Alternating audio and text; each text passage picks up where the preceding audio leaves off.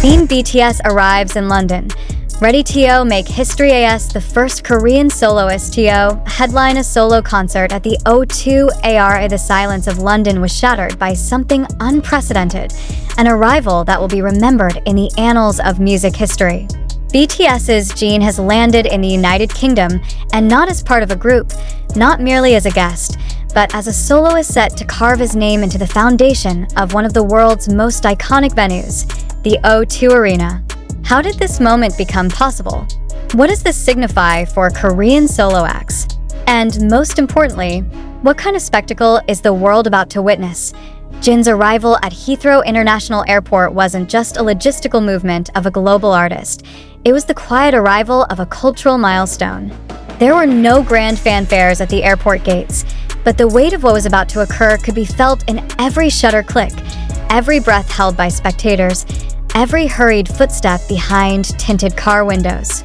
He was en route to the venue where he would etch a mark no other Korean soloist has managed before, the O2 Arena, the globally revered coliseum of modern music legends. Jin, known by his real name Kim Seokjin, is preparing to headline a solo concert that has already drawn seismic attention across both Eastern and Western hemispheres. The name of the tour alone, Seokjin_EP Tour, has surged across search engines, fan communities, and media outlets like an electric current. But the true weight of this moment isn't in hype or speculation. It's in the historical precedent. Jin will be the first Korean soloist ever to become the main act at the O2 Arena, one of the most challenging stages in the world to conquer. For those unfamiliar, the O2 is not simply a concert venue. It is an artistic gauntlet, a place where only those with international magnitude, vocal power, and unmatched charisma have succeeded. It's where careers are solidified, legends are born, and the rest are forgotten. To headline here is to be immortalized in music history, and Jin is about to do so, alone, standing on a stage that once hosted the likes of Beyoncé, Adele, and Prince. What does it mean for a Korean soloist to stand at this height, alone, without the structural support of a full group behind him? For Jin, it's more than a challenge, it's a declaration. After months of anticipation, the echoes of his return have not only stirred global media, but also ignited a newfound curiosity about what lies ahead in this solo journey. The scale of the upcoming performance is not merely a reflection of fandom numbers or chart performance, but of global cultural shifts, language barrier collapses, and the assertion of Korean artistry at the peak of Western venues.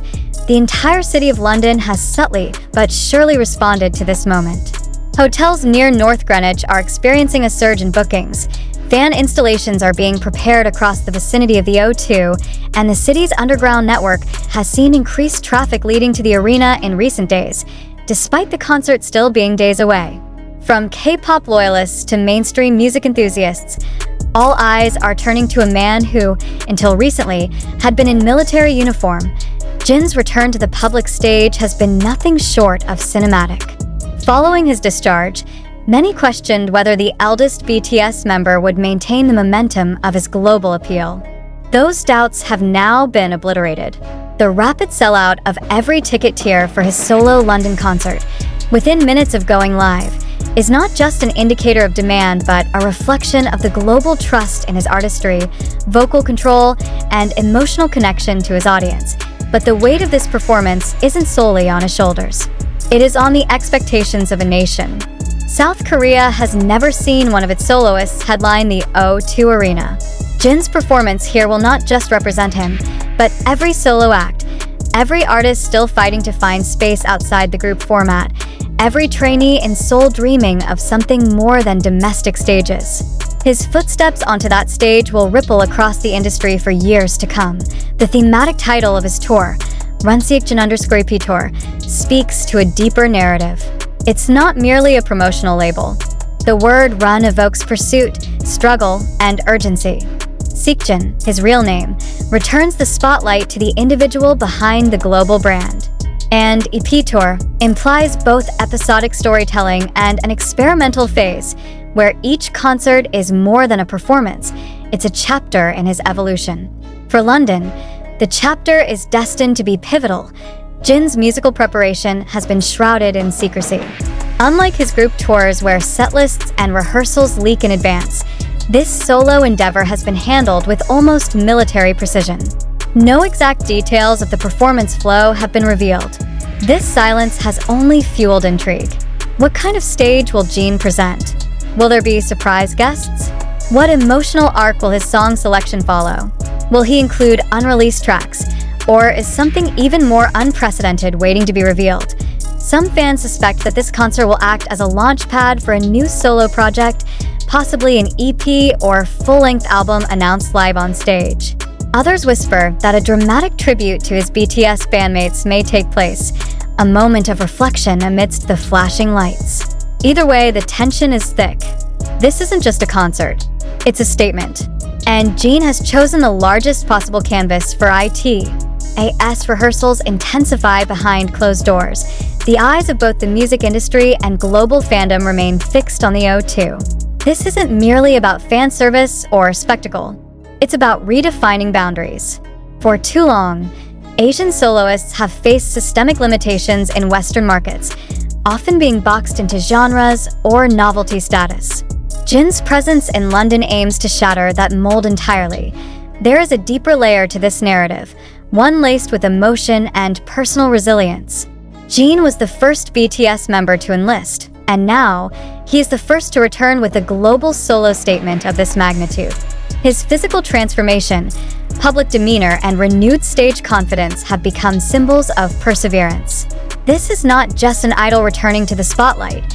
It is a man reclaiming his artistic purpose. In the lead up to the London show, street banners, fan trucks, and even digital billboards across Southeast Asia and Europe have all delivered one unified message. Jin is not just back, he is rising.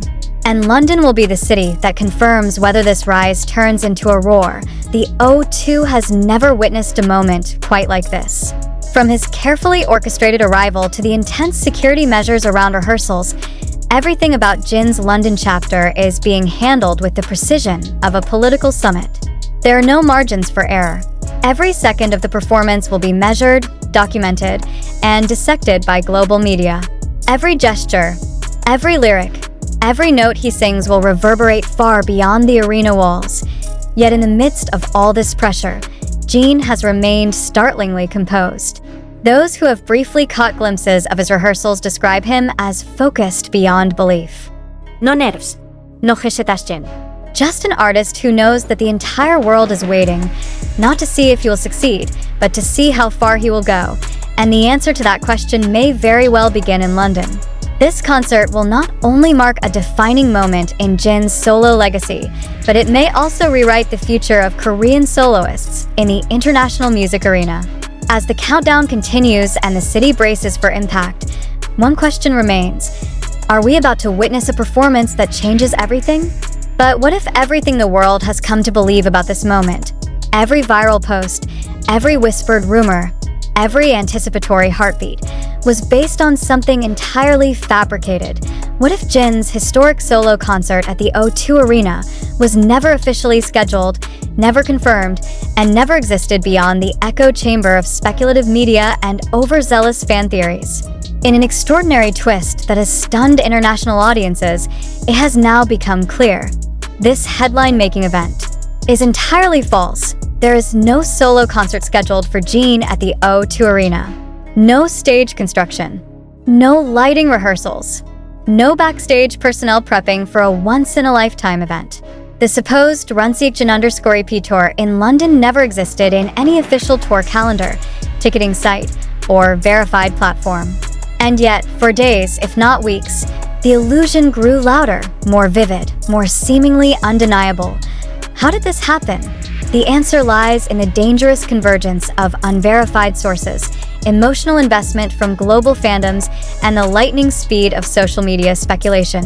A single speculative tweet, a fan edit designed to stir excitement, or even a mistranslated airport spotting was enough to ignite a digital wildfire. Before fact-checkers could intervene, the narrative had solidified. Jin was performing solo at the O2. This revelation leaves behind a trail of disillusionment, raising critical questions not only about media responsibility, but about the deep emotional vulnerabilities of global fandoms. How did millions of fans, including reputable news outlets, accept this falsehood so unquestioningly? What happens when hope becomes indistinguishable from fact? When anticipation overrides reality? In a time where AI-generated posters can go viral and well-edited video clips can simulate reality, even the most absurd claim can gain legitimacy if repeated often enough. The excitement surrounding Jin's supposed solo breakthrough at the O2 Arena may have stemmed from genuine admiration, but it was also fueled by the intoxicating desire for a triumph story too perfect to be scrutinized, yet the emotional consequences are real. Fans spent days organizing online support projects, planning trips, designing outfits, and dreaming of a night that was never scheduled. Some even coordinated meetups in London based on completely imaginary timelines. The disinformation spread so rapidly that it blurred the lines between optimism and manipulation. This isn't just a mistake. It's a cautionary tale. IT exposes the fragility of the information we consume in a digital age, especially when tied to figures we admire and deeply connect with. And it highlights how easily collective belief can be weaponized, whether intentionally or not, to construct an entire alternate reality. The emotional whiplash is intense, particularly for fans who had interpreted Jin's recent public appearances, cryptic messages, or symbolic actions as signs of a major solo leap. The truth, however, is that Jin remains incredibly private about his next steps. No official statements, no verified announcements, no concrete tour plans. Only a vacuum, filled by assumptions and now, shattered by the truth. This entire saga demands not just disappointment, but reflection. Who are the sources we trust? Why are we so willing to accept good news without evidence? And most importantly, why must the desire for a narrative